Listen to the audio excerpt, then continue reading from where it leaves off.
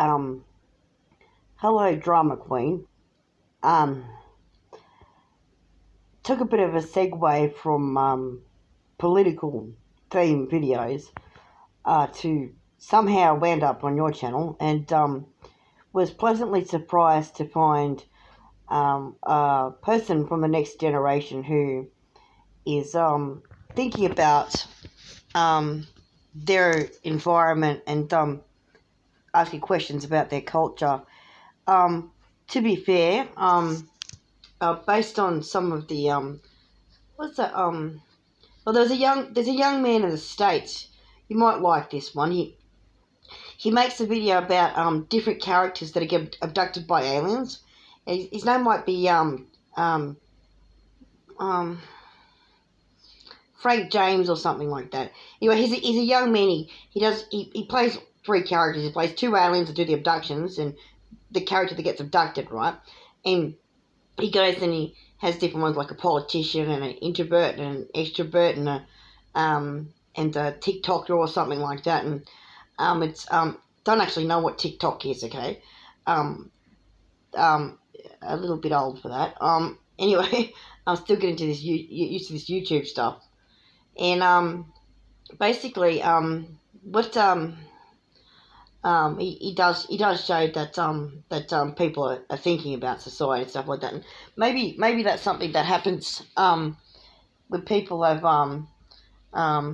a bit more access to information and the technology that goes with it, and people maybe have a bit more spare time or something like that. They're not working 18 hours a day down the coal mines or something. They can, think about all the things that annoy them and all the things that they like, and come up with different ideas about that. So, one of your commenters on and this is it goes back to Drama Queen's video, everything has become boring. Um, it's one of the ways of looking at everything has become boring as well as a statement is is based on some of the information that's available on her channel. She appears to be about 23, 24 years old. At that age, things do start to become a little bit boring. But usually maybe, well, it really depends on the life you lead. For some people, they, a couple of years after that, they go, oh, that's boring, and they go, just go on a big, massive adventure.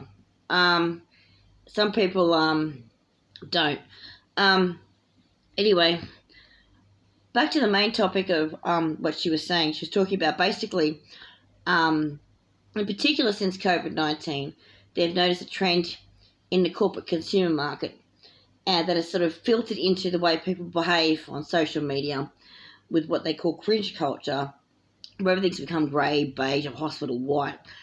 And it's like, what happened to the really fun architecture? What happened to the really fun clothes? What happened to the creativity and imagination and stuff like that? It's like, that's a interesting point. Not actually a fashionista. Come from the survival mode kind of characters, pretty bland. Sometimes not bland. Sometimes, as you know, at an op shop, one of the old grannies has left a jacket or something like that has like this bright colour with these strange buttons on it and stuff like that, and you just walk around looking like you're a Liechtenstein painting or something. And actually, you don't actually. Apparently there is a fashion brand called the Liechtenstein paintings, and they're really colourful clothes actually. But the point that person seems to be making is that that sort of kitschy sort of alternative style of clothing where you find a lot more imagination, creativity, weird bits of lace here and there, and strange buttons, and stuff that's designed to be imaginative rather than quote unquote aesthetically appealing. Okay, so cookie cutter Barbie type stuff. Having the option to have something other than cookie cutter Barbie, or worse still, um,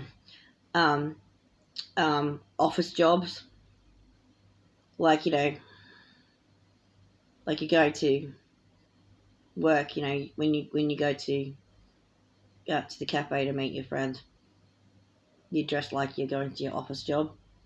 And like it's really quite, and actually on a segue, that's really quite amazing. Actually, kind of cultural thing that they mentioned is very urban. It's a very urban thing.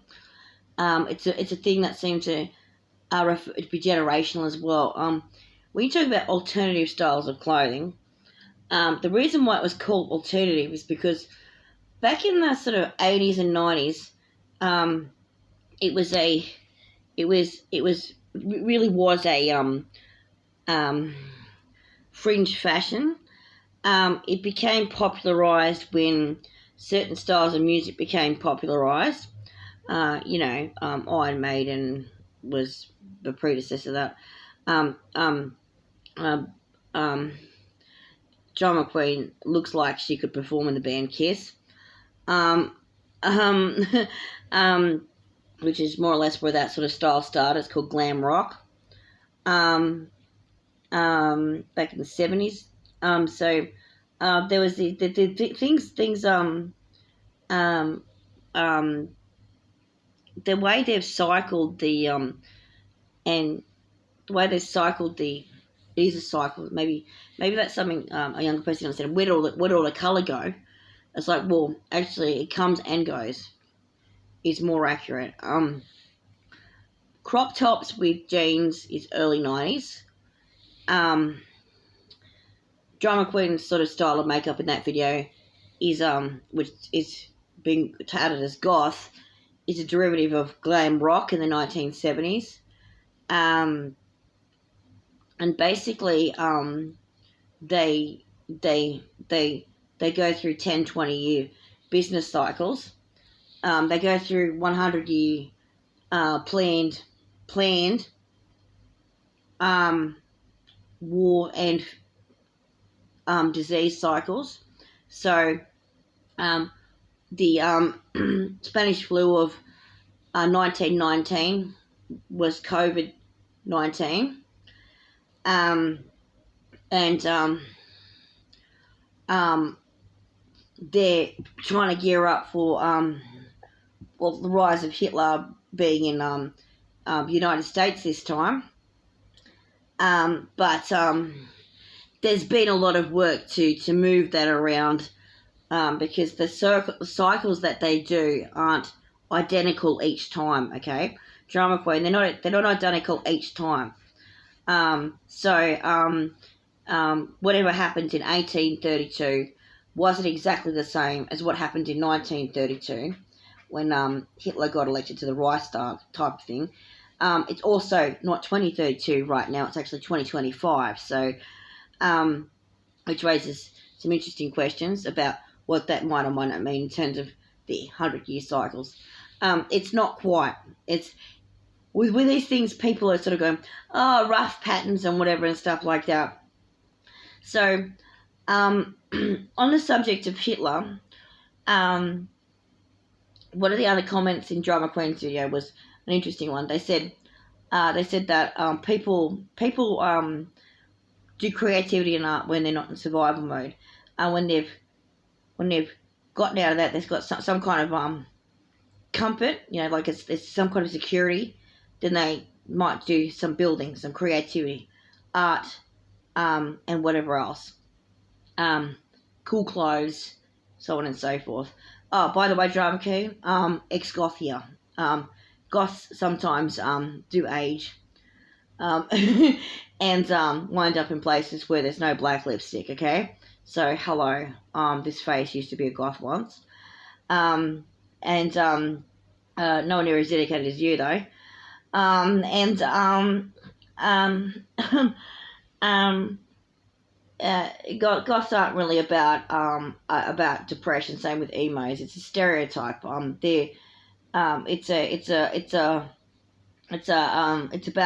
It's about daring to be different. Like that's it. That's different.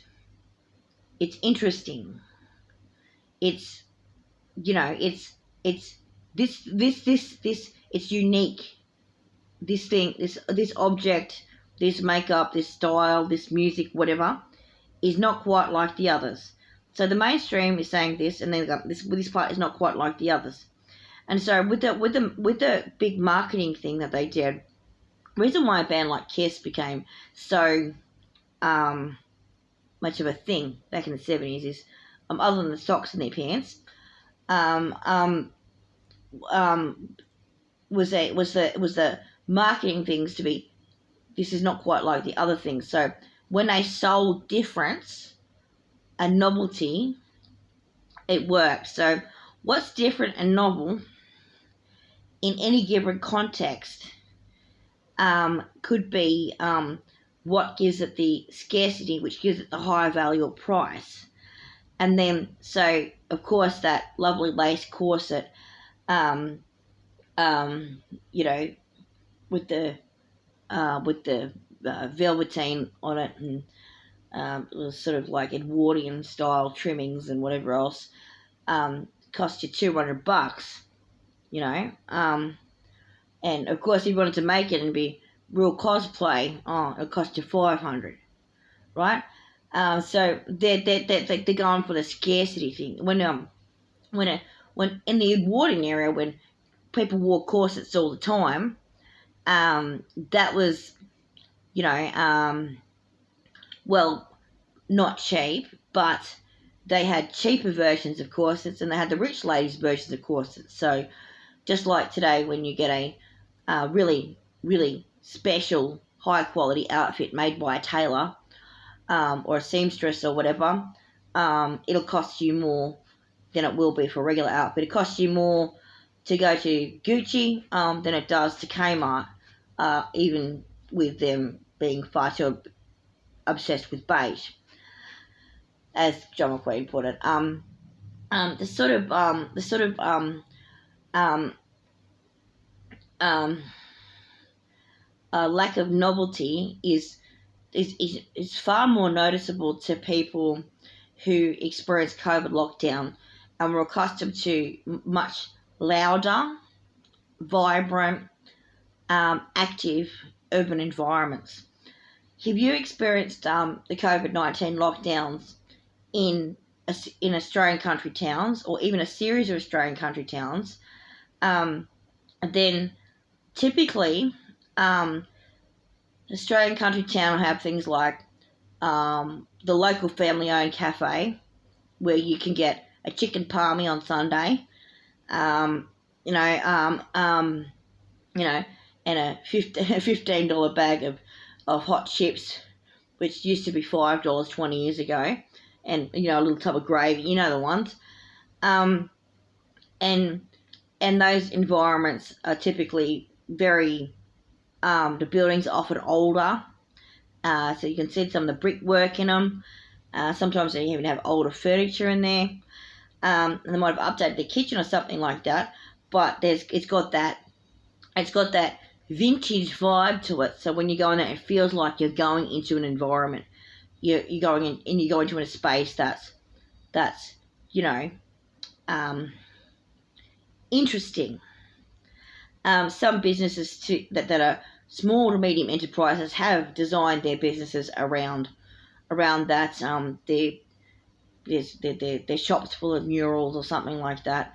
So when it comes to the big business versus small business, or the cities versus countries argument, that drama queen factors into it. So if you live in a major city, which you probably do, I'm guessing it's probably Melbourne, based on your accent, then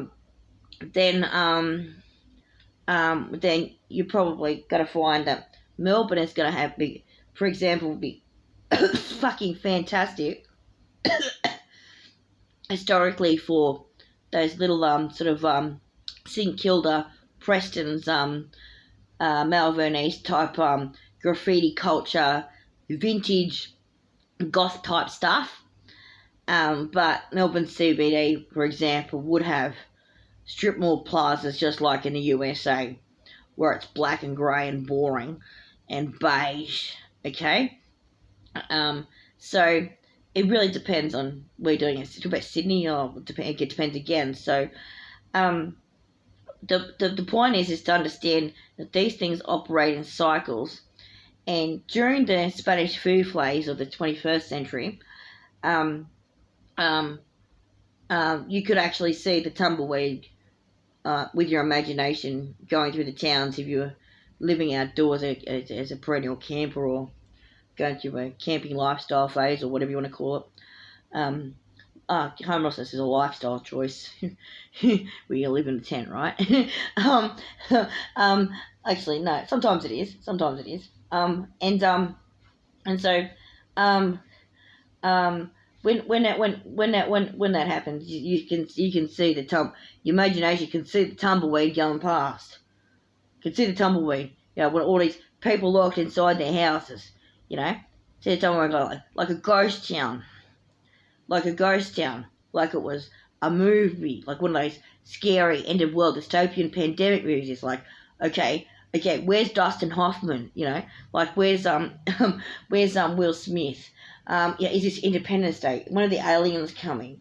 Okay, it's COVID-19 lockdowns affected people's psyches in a way that perhaps previous pandemics didn't, because there was the lockdown facility, because there was the facility for hand sanitizers, because things like rat tests are more readily available, and vaccines and things of that sort, because mass media and social media made it possible for people to talk about it, because that the options for work from home, when that lockdown had different effects on the economy depending on which industry you're talking about and which type of job. So as a consequence, right, we're obviously understanding that there were parts of the Melbourne CBD, because of the lockdown, that the shops just completely shut. Okay, those businesses went bankrupt because no one was allowed outside to shop there. Whereas in other parts of Australia, it wasn't the same because the lockdowns weren't applied the same. So that particular effect on the economy, you might have as you noticed, does increase the need for safety in purchases and sales.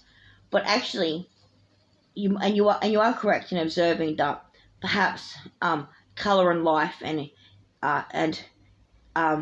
getting people's attention with variety is probably going to improve their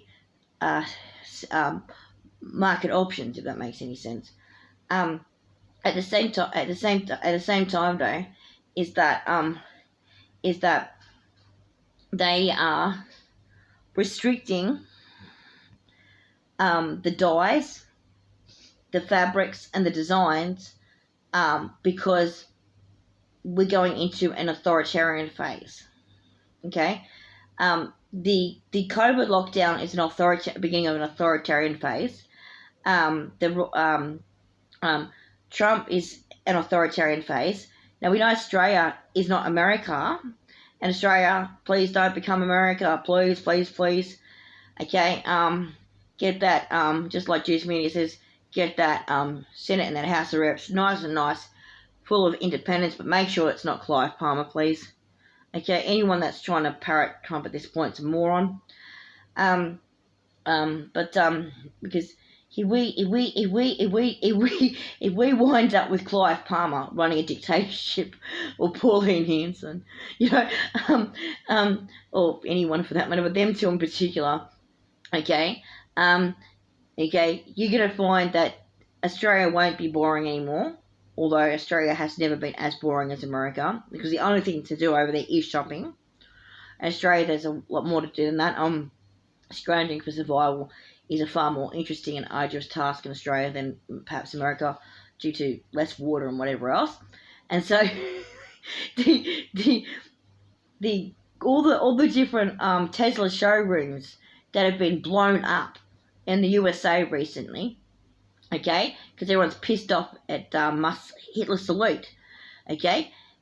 Musk is a perfect example of that. The commentator said, creative happens when people are bored and because they everything's okay, so they've need something else to do.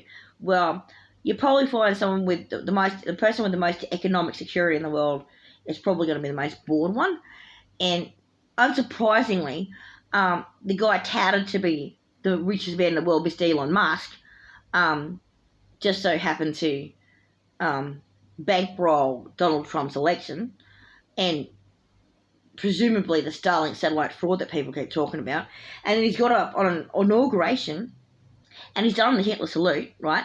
And everything's just gone. The fucking drama that's unfolded around the world is extraordinary. Like all these different politicians in different parliaments going, we don't like that Hitler stuff, fuck you, rah, rah, rah, which is great because that's actually very, very, very, very different from 1932, just to make it clear. Unlike 1932, people were actually woke before he did that. So it's not going to take World War II and then the UNCCPR, which South Africa didn't follow, for people to start to realise maybe, being a dickhead's not a good idea, and people are allowed to have varieties and imaginations and shit like that. So, and like being racist is stupid. So it's actually quite encouraging that people born in the 21st century. It's a bit disheartening to realise that they're adults. Okay, these people that were born at the start of the 21st century that are making these videos and doing this social media stuff. Okay, like Drama Queen. Okay, they're adults. They are legitimate adults who are old enough to have finished a university degree, or at least be partway through one by now. They're people that have mortgages and driver's licenses, okay? These are not people who are in high school copying their older cousin. They are the older cousin, you know? And someone like this face talking to you, okay, that's like this dark realization that someone who's old enough to be your daughter, okay, is doing that. It's like, holy crap. It's like somewhere out there in the world is like this someone old enough to be a daughter who's having the same arguments that people had in about 1997 or 1999 or around then. And it's like, well, you know, to put it in perspective though, the arguments that your generation are having is like, well, how come people like back in the 1940s or whatever didn't know that racism and sexism was bad? You know, like, why wasn't that obvious to them? Why did it take them that long to figure out that recycling and not damaging the environment was a good thing? Okay, so the tone of the conversation has in fact changed quite a fair bit. So that means that when Mr. Musk got up and did his salute, oh well, he didn't get the standing ovation applause that Hitler did back in the 30s, including getting a treaty from Britain, a treaty from Russia, a treaty from the United States of America. Yep, that's right. And getting tanks from the United States of America. So Hitler got given tanks. This is how George Bush family, you know the Bush family, how they got the money was one of the senior Bushes way back when sold tanks to Hitler. That's how IBM company got started. You know, the big famous one that led to Windows Computer? Because Bill Gates had done a deal with IBM's and MS-DOS prompt and make Windows platform on top, and they sort of patched it together, and that's how you get Windows computers.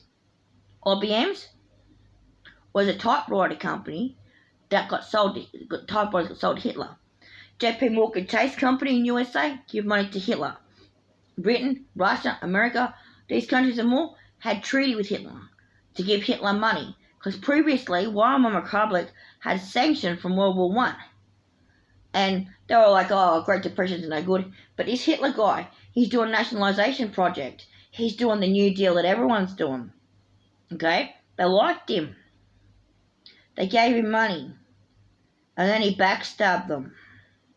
Invade Poland, invade France, etc., etc. Okay? Okay? Remember, in 1932, the world was supporting Hitler. In 1939, they weren't. Okay? Trump, straight off the bat, has pissed everyone off. and so is Musk, okay?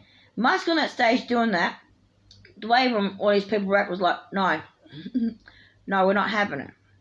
Which is distinctly different from that year and very encouraging that they did. And on the subject of the boredom, back to the boredom and the creativity and the life stuff, now we get to the response of the American people, where they start blowing up the Tesla showrooms, which is obviously one of Elon Musk's companies. If you didn't know, sorry if it's the word obvious. They blowed up Elon Musk's companies' showrooms. There's like videos coming out of the USA of people who've collected news articles of all these different Cybertrucks being firebombed and Tesla cars being firebombed and Tesla showrooms being firebombed and just making compilations like that. And one guy, I forget who it was, he put Joe Cocker's old-timey Joe Cocker song, "You Are So Beautiful to Me," in the background, just watching all of these different Tesla cars blowing up, right? And this acts of arson, right? Acts of arson and desecration of private property, because remember, the owners of those Tesla cars aren't actually people who are members of the Nazi Party, okay? They're people who got given a con job, okay? They thought that they were being sold good electric vehicle car and saved the world and environment. Okay, they didn't know that the cars were dodgy and Elon Musk was part of a Nazi party called technocrats that was working with them new Republican set they've got over there to fuck up USA and everything else, okay? They didn't know that. However, a Tesla showroom's a bit different. That's actually company property. And on that subject, is that condoning arson? Not really. It's more the point is, if you really want to have a ideological throwback to the 1800s, which it might as well be, with some of the crap that's been going on lately, okay, then you're going to have a political throwback as well. And that means, and especially if you're going to piss off the Canadians. If you're going to vote full fucking fascist in the USA, and this is about the USA now, not about fashionistas or commentators, okay, ideological fascist throwback, okay, like that, okay, where and piss off the Canadians, then you're gonna invoke the ancient memory from the 1800s of one Emma Goldman, okay, who was a famous anarchist Canadian, who was known for chucking Molotov cocktails or being associates with people who did. And sorry, but you just activated that fucking culture, that collective memory in the North American fucking culture, the North American psyche. Buried deep in that psyche was fascist industrialists, or predecessors to fascism, industrialists, trying to fucking force everyone to work 120 hours a week and sleep at fucking work and whatever, have a Musk-type attitude, you know, throw back to fucking segregation and whatever. There's a Black Man Spy channel, okay, and that guy goes, he reckons he's just been a refugee to Canada because, because it's too shitty for him, and he reckons all them people, including the what they call Navajo code talkers or something, they all had a memorial for them people that done stuff for American Army. And all of them got taken down because DEI was bad. So if you were black or a woman or a native person or something, you can't have your memorial. It's like, are you kidding? And the guy was like, are you kidding? Navajo code talkers is how America was able to, combat Japan during World War II when they was not friends. And it's like, so those countries are a bit confused, okay? And the sad part about it is why this is relevant to Australia is because the big urban companies, shops and whatever else, okay, that they got big franchises, are often American owned. And so that country's economy is gone cuckoo bananas. Trump is losing friends everywhere. Musk is basically a pariah except amongst his fellow neo-Nazi technocrats in the billionaire set. Okay, and the bottom line is that um, the bottom line is that the spirit of the Canadian anti-industrial anarchists of the 1800s is well and truly alive over there, and just starting to ramp up. Uh, there's been a rise in Canadian nationalism as a reaction to American aggression. Um, so it's going to become very interesting in that respect because um, you want to know where the main goth sets. You talk about the goths and the alternative sets in Canada is it's Toronto and Vancouver, and and those guys would be having a field day with this one, an absolute field day. The rise of the alternative um, as a political force de jure, not force de jure, force that's not the right word. The rise of the alternative aesthetics as it relates to the anti-fascist movement or a political force de jure. Don't like those fucking wanky words. They don't make sense sometimes. This kind of doesn't make sense because de jure is not the right word. Force of avant-garde, okay, type of idea, okay, like Salvador Dali and Pablo Picasso and things like that, okay. Think 1920s Spain, okay, okay. Some of the answers to these questions that are going to come from 1920s Spain and and what happened with Franco, okay, because they don't actually have a they don't actually have a policy in the USA or murdering Jews and gypsies, okay? They have a policy of not giving a fuck about the ancient traditional stomping grounds of the pre-Spanish Mexicans, which just so happen to be California and Texas.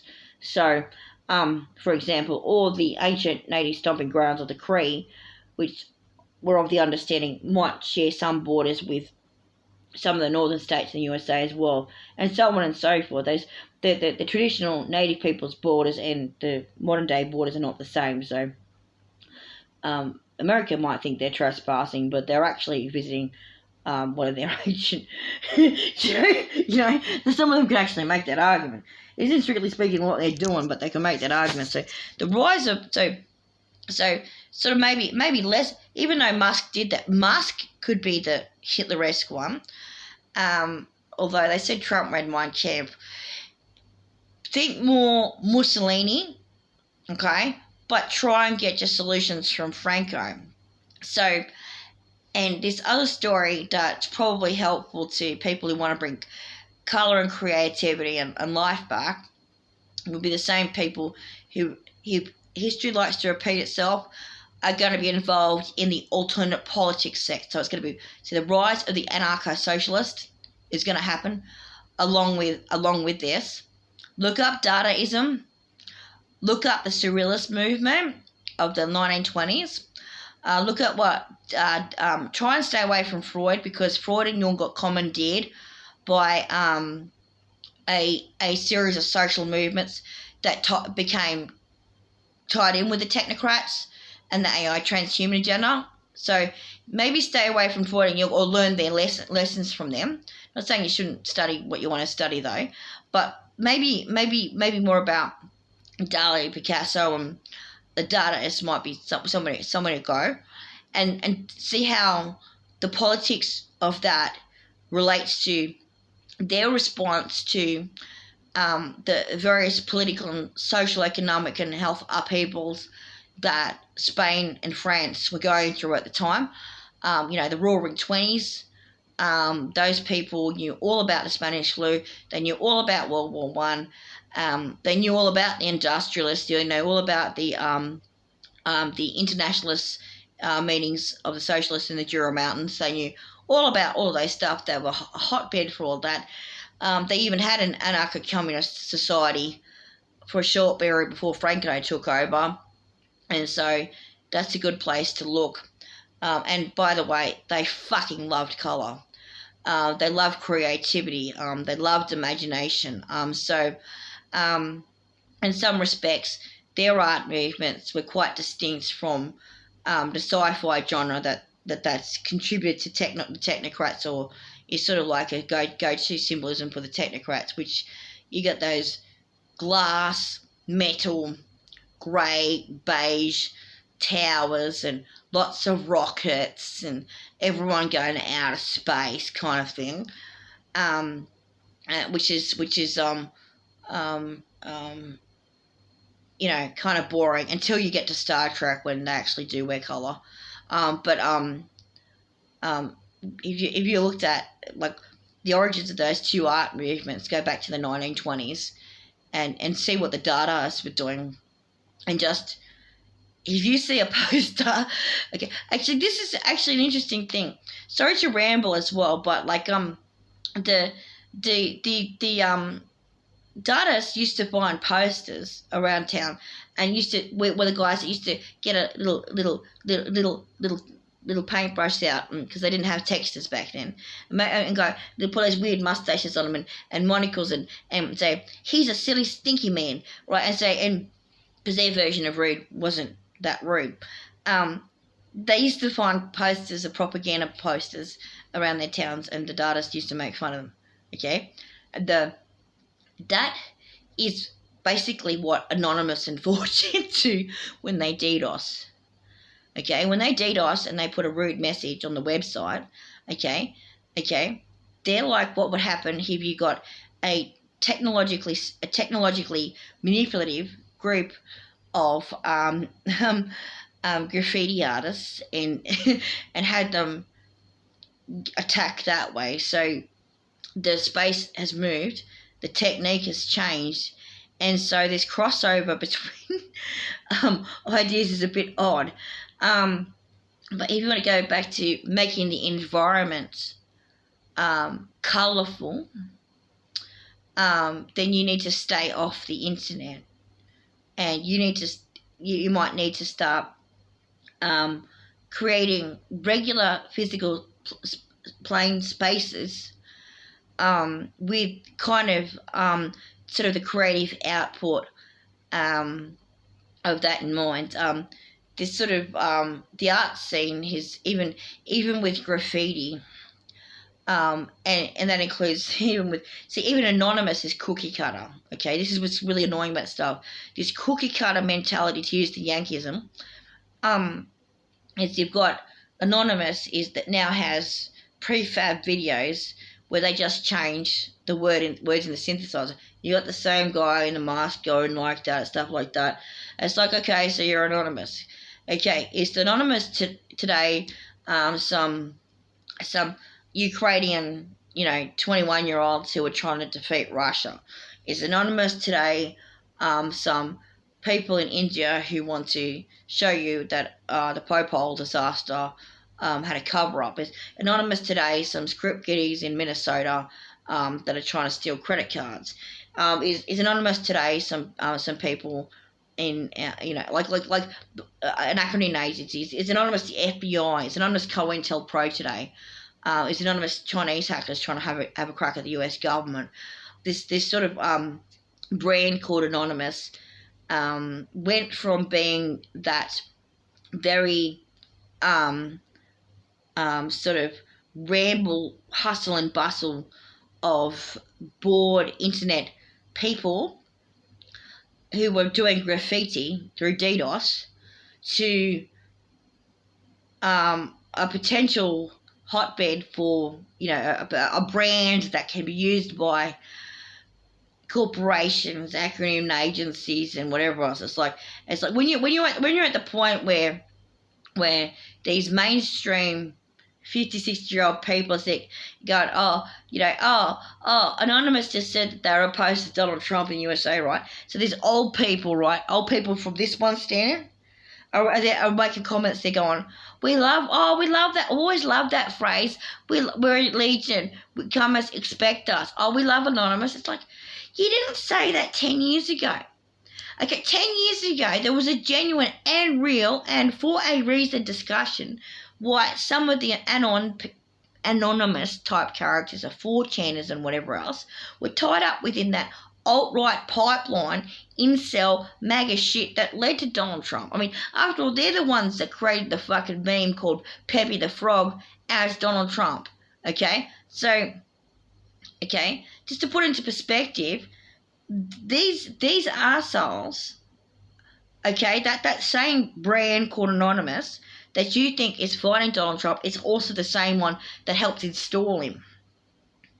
Okay, and so which doesn't sound like it's a genuine opposition at all. It sounds like a milieu of strange individuals with a brand that's flexible enough to be manipulated by anyone.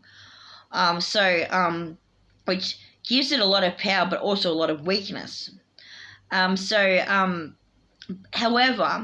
the backdrop of that is that idea of being cheeky and when the Führer puts a poster up of propaganda in your town, you do a little graffiti and say, "Ooh la la, he's a dummy," okay, is resistance when applied effectively.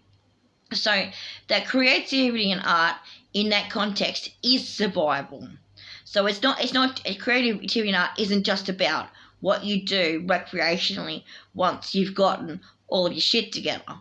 It is, in some contexts, survival, okay? Resistance, a form of protest or protest art, okay? So that is where some of the ideas of what they call the alternative scene came from. Unfortunately, though, with the advent of Kiss and glam rock, the entire goth emo set was commandeered from the start and was a commodification of the rebellion principle and its the market's association with it with youth. That goes back to the 60s and 70s. So when the hippies happened in the 60s and 70s, straight up, they went straight to commodify and control.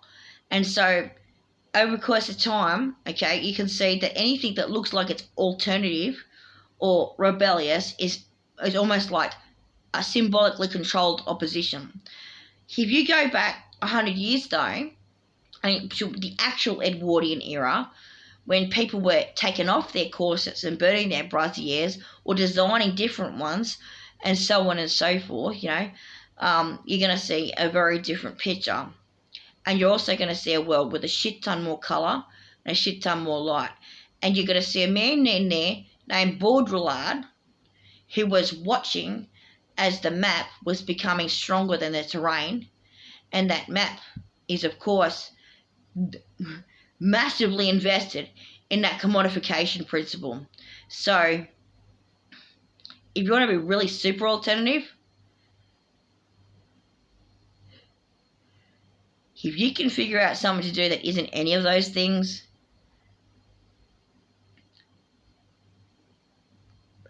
comment maybe or subscribe. Don't know.